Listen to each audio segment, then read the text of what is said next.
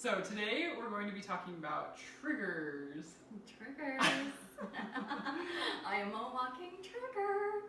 Why are you a walking trigger? I often will say things that will trigger them, and even just being in this body shape triggers people galore. So, especially because I'm so happy and love my body, Yeah. that more and more people get triggered by the word fat. I don't get triggered by that, by that word at all. Bigger people, heavy people, I mean, yeah, so my body, it triggers people. We were at that Halloween party when I was talking about my fat, and it triggered somebody else at the party. And it was interesting to watch them go through their issues about their body, and they it took about 3 hours for them to get through and then be comfortable. So how did you get to a point where you aren't triggered anymore?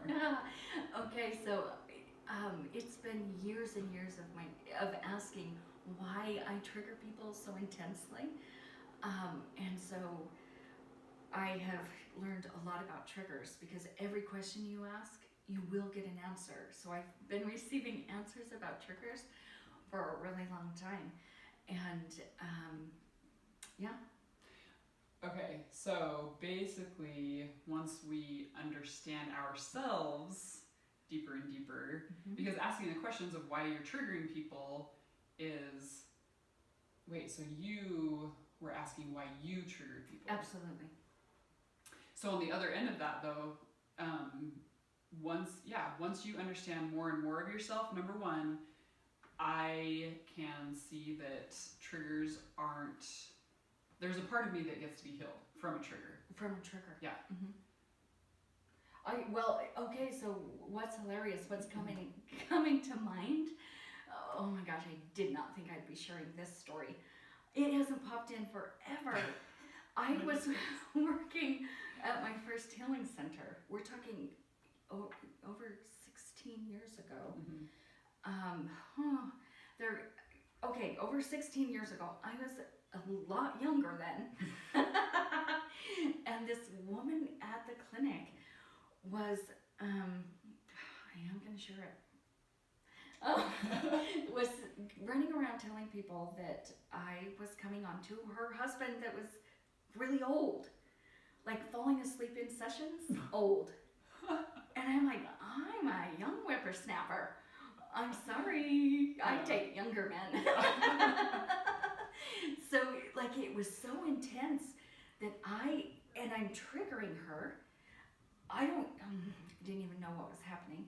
And so, and this is like one of the smaller issues. So I was really forced to go and sit down with her and have a conversation and say, I need to know what's happening here, because your reality is completely different than what I'm doing. I'm in the blood lab all the time. Like, I don't even see your husband. Yeah. And so she really, it was really my first, it was beautiful conversation. And she opened up and said some things like, you connect with people different than I do, and I want to connect. I want to connect with my husband the way you do. Good, so let's do that. And in that conversation, I mean, it was after I learned I trigger people and I don't know why. And then like her compassion really came out. But that was really when I voiced my first thing about needing to consciously bring to awareness this triggering thing. Yeah. So it's been 16 plus years working on this. Yeah. Okay. So what I caught from that, though, is the reason why you don't get triggered anymore, but the fact that you know you trigger people, it's because the level of love that you have and the level of understanding and how much you worked on yourself. Yes. Because the only way that like I've been able to see and understand my triggers is, number one, knowing that it's because there's something within me that I need to look at. And it can be, and it's been for either pain or for, I don't want to say pain. You can say pain. That's true. It can be for pain or for growth. So it's like when a trigger happens, it's not always a quote bad thing, because it's bringing up pain, but then that pain is showing you something that you have to look inside of you deeper that gets to be healed. But then there's also expansive triggers, and we have a perfect story. Oh, we totally do. That time, Yes. I hadn't been triggered for years, and Janica came into my life, and being triggered has been fun. Well, first of all, I was like, I triggered Shar? Shar doesn't get triggered. Oh yeah. So share this. Oh yeah, the story. Yeah. Okay, so we were at Jamba Juice, and it was after we had gone to a gathering together, and it was funny because right when I got out of my car, I was like, I'm gonna pay for Shar's meal today. Like, it just popped into my mind. I was like, okay, cool. So then we walk in there, and it was interesting because both of us could feel that something was going on. So I was sitting back trying to wait for her to choose what she wanted. And I was not deciding because I wanted her to hurry and pay for hers, and then I could pay for mine.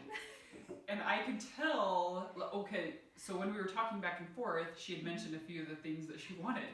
So then when I was like, okay, Shar, are you ready, or what do you want? She immediately switched into something shorter, because I think that's right when I mentioned, I was like, I got this, or I'm gonna pay for it. Or was it after you ordered? No, it was before. It was before. Because she changed her order at the last minute, and I was like, no, get what you want. So why was that a trigger for you? Because at that very moment, I realized when someone is paying for me, I don't get what I want. Because it was a long list of reasons. And so I don't have to do things by myself anymore, and I do get to receive what I want, no matter how it shows up. So you really opened me up more for receiving. I had a problem. No, but it's cool because I think most people, and I think I get stuck kind of in the mindset of triggers are a painful thing or a bad thing, whereas a trigger like that, and that's why it's so cool to be aware of them, is because like how expansive can a trigger be? And it's almost like, well, aren't triggers in general they're a launch pad basically, right? Yeah, Or growth. It's an opportunity for growth. Yeah, that's So true. the moment that I was aware of all of these limiting beliefs about this moment that was so magical and full of love, I just looked at Janica and said, well, boom, I don't need that belief anymore. And the visual was hitting the ball out of the park, saying that limiting belief doesn't work for me, and it's gone. And it is gone. I mean, it can be that quick. It can't be that quick. And even just a few days ago, my husband and I were at a restaurant, and he saw me doing the same thing because he wanted this, the whole fajita. Enchilada. Well, the whole fajita. Oh, the fajita. He was buying it. Oh, Gotcha. yeah, I know that fajita, and he wanted me to have a fajita, and I'm like, oh, it's the Christmas season. Let me just have this little thing here, and then I can buy these Christmas presents. What? I said no, and I said yes, I'll have what he's having, and he totally lit up. And I just went, oh my gosh, I still am, I'm doing much better, but there is still a little process from getting rid of those limiting beliefs and still putting them into practice. Okay. Yes, okay. So that's the funny thing about, triggers in general, but shifting them and then allowing yourself to take action because I do that a lot of times, like we'll have a session or I'll be talking to Shar, and then the next day something happens. But it's just me putting it into practice. Yes, it's you putting it into practice. And it's absolutely amazing. So triggers is hitting up against a limiting belief that isn't allowing you to get what you want. So being triggered by somebody is the answer to getting to what you want. But people get trapped in the blaming others. Gotcha. So, in general, like we literally are coming across triggers all day long. Mm-hmm. Okay, so I love saying this to other people when I'm working with them, is triggers are literally the most loving thing you can do. And that actually triggers them. But it is, because it's like you said, triggers are showing us the growth that we have. And so when we're triggered, it's cool because it's almost like it's come to our conscious, more aware for us to look at, rather than it being like a deep-seated something or other. Absolutely. But notice at what lengths people will go to avoid triggering somebody. Yes, walking on eggshells. Yes. What is that? Yeah. I don't know what that is anymore. Well, Yeah. on occasion. There are a few people I will not trigger. Yeah, so that's... Sorry. Okay, so... Not sorry. What is... Because I find myself still doing that, especially around closer people to me. Oh, exactly. Because we have this... you're stepping into like these intimate relationships are deeper and meaningful, and really people keep scorecards, and when you don't, and you don't keep track of everything that's going wrong, and you live in every moment, triggers totally disappear. It's true, because I feel like the people that I'm meeting within the last, well, okay, maybe I'd say 1 or 2 years, I've been less inclined to avoid triggering people. Yes. Because my favorite thing to do, though, is talk about the triggers. Oh, in the moment. I love it when you do that, because you can take it beyond where I am even comfortable. So you have been challenging me to be a little bit more bold in that area. I'm like, what? Making my triggers more? And it's, Yeah. I'm still learning. Okay, yeah. So, so piece back to when you were saying love for yourself. Honestly, I feel, so in relationships, when you're triggering people or you get triggered, honestly, the most loving thing to do is be aware of it, that it even happened, and then, yeah, I do. I like to actually bring up the trigger and talk about it, because I feel like, well, for me and personally... it's comfortable when you do. It's so amazing how you do that. Yeah. But I feel like it clears the energy quicker. Absolutely. Instead of avoiding it, because a lot of times, like, okay, so I struggle most in the moment with past relationships that I'm around. Okay, let's talk about family. Okay, yes. I feel like that's where most people honestly walk on eggshells the most, because you're blood to people and you have to see them. And so, yeah, that's the part that I think is probably, well, it's most difficult for me in general, is the triggering with families. Yet, I have found, because there are relationships in my family that I have been able to start doing what I love to do, is talk about the triggers on a deeper level. Because I feel like once you're vulnerable with that, knowing that it's not actually who you are, because I used to think that triggers were like, oh my gosh, I'm a horrible person, or this person hates me, or da da da da, and that's not the truth. It's the growth and the expansion. And so one of my favorite things that Shar has taught me is seeing the beauty and the growth in everything. So triggers are actually beautiful, and once you're able to talk about them and just say, hey, this is what happened, it's almost like a therapy session in the moment for the people that talk about it, because then it's like, oh my gosh, the trigger happened because of XYZ from my past, of something happening. So amazing. And bringing up family, that's very interesting, because I have been in family situations many different times, and I've always had to go to the parents and say, you're going to see a relationship with your children where there's no triggers. Oh yeah. Your kids are not going to trigger me. Yeah. But your kids trigger you. Yeah. And so let me know when you start to be triggered with our relationship with your kids. And every single time the parents will say, I'm so frustrated because my kids love you more than me. That is not the case. You are just watching what the relationship could be like if there was no triggers. Okay, so... everything that the kids did, and have a purpose. Yeah. Every single time the kid is triggering the parents, Mm-hmm. it's within the parents or something in that relationship that's wanting to be looked at. Yeah. Mm-hmm. Okay, so most times it's true because I've become, so I've got 3 littles, and I have become more aware of my own stuff and why I get upset. But sometimes, like for instance last night, sometimes I will get so angry just because they won't go to bed but then, so last night when it happened, I went back on the couch and I was like, why am I so angry? There's lots of different reasons. But you were asking for what?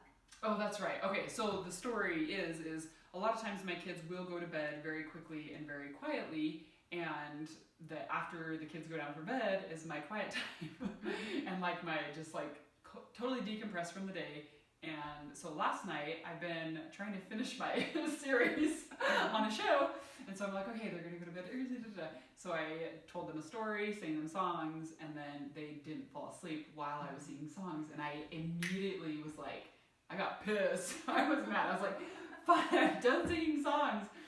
So then I came out and I started my show, and I was expecting just peace and quiet and them going to bed, and no, they kept on talking for like 15-20 minutes after. And so I would go in and open the door, and I got angry, like I got upset.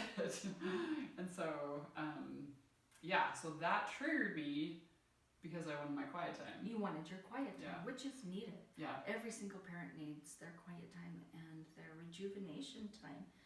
And kids can also pick up on, oh, mom's excited to finish her show. Yeah. And they do. They do pick up on stuff like that. It's very interesting. Okay, So your excitement level goes up. What's going to happen with the kids? their energy's gonna go up. Their energy's going to go up. Mm-hmm. So that, and I mean, you're never supposed to hide your excitement anyway. Yeah. But that's. Thank you for sharing that. Really, it's amazing. Okay, so was my only trigger that I wanted my quiet time, that they weren't being quiet. Plus your excitement. So you add this, I need my alone time, plus, oh my gosh, I can't wait to see what's happening. So the involvement of this program for you was... so it was almost my impatience. Yeah, like, so to speak. I want this. So in even wanting this and learning to have calm with the kids. Okay, because I was like, okay, so in that situation, how could I have not gotten angry at them? If you don't be quiet. Well, so your relationship with your kids, as soon as you say, if you don't be quiet, then your kids know that mom means it. So now we've got to start coming back down in our energy and get back into sleep. So the unwinding is taking place, which often will take... So that's okay that I said, if you don't be quiet. Well, that's the point that you have to get to at this point before they go, oh, mom's serious. So now we have to start coming down. So you can get to a point where what you speak, you mean. Because, there's lots of different layers here. Mm-hmm. So a lot of people don't say what they mean and mean what they say. Yeah. And so, that a lot of times that happens in parenting. If you're going to threaten something, you always have to follow through with it. Yeah. And so you really watch what you're saying to the kids, because that follow through is important. Yeah, that's true. Mm-hmm. Okay, so in that situation last night, though, with me, yes, number one, the follow through, because I wasn't going to do what I said I was going to do. And yeah. So, but your kids knew that you meant it. Like, if next time that mom comes in, we're in trouble. Yeah. So they knew that they had hit the we're in trouble spot. So then they're coming down. But just with a few tweaks, you can have maybe a sterner voice, and then they're like, oh, mom means it. Yeah, because they're honestly, that has been a struggle too, falling through parenting. but I've gotten better. And so last night, okay, this is cool about this trigger for me. Last night though is, okay, I'm aware that I was excited about my TV show. So then, well, not tonight, but the next time I have them at nighttime and I'm excited about my show, if I were to go in there with calm energy, then and sleep. I'm preparing you for sleep. Yeah. Okay, that makes sense. Bring in the energy of lavender. Yes. So then next time, yeah. So trigger showing me what I was doing and then being able to manage. And a fun thing to do is when the child's eyes are looking up, it makes them get tired quicker. So if you're singing, have them close their eyes and look up at the stars, and that's going to get them to be tired quicker. So there's fun little things like that. Yes, that's true. We'll always have little there's lots of things up our sleeves. That's true. So yeah, so triggers in general are beautiful. Yeah, absolutely. And that's my favorite thing though. Seriously, I say this every time, but the thing about Shar is she has turned my life into seeing the beauty in everything and the growth. And that's what this life is. So with triggers, no longer, well, you can choose so if you want, but triggers can be something where you're like, okay, cool, I get to grow, or having it be that awareness checkpoint of, okay, what's going on because I'm feeling X, Y, and Z. So yeah, being able to focus on the beauty and the love of triggers instead of being pissed off every time I have it. But it's okay to be pissed off. Oh yeah, I like that energy. Yes, that's true. Yeah. So Okay. awesome. Well, thank you. Yeah, This is good. We really have a hard time saying goodbye to each other, and so we're stopping a topic because we're stopping this topic for today. Yes. We'll catch you next time.